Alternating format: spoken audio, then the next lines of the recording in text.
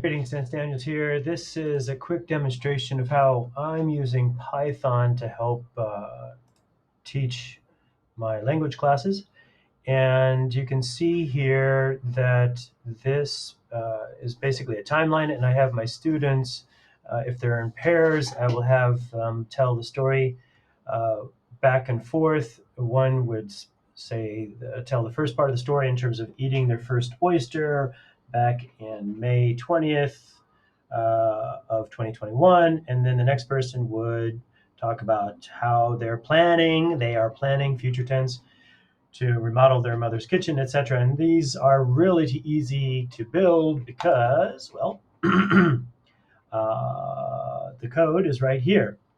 And you can see I've already built quite a few, I've already constructed a few formulas, or rather functions, that I use and I call repeatedly to generate a story.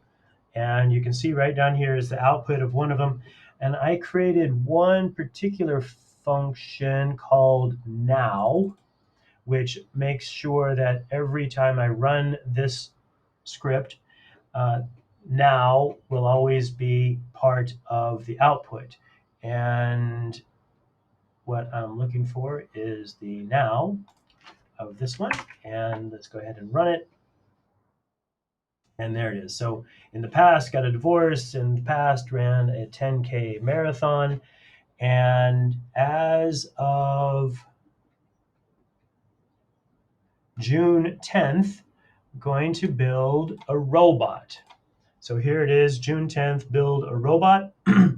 And this kind of storytelling helps the students structure their sentences in the past tense, the present, as well as in the future. So you cover a lot of territory in one short story to help the students build their mastery of English tenses. This obviously will work in any language. All you have to do is code up the solution. Now, to get some help with all of that coding, you might want to talk to Horst Jens, who is, you can find right here on Twitter. He also has a webpage that you can check out as well. All right, thanks for watching, and happy computing.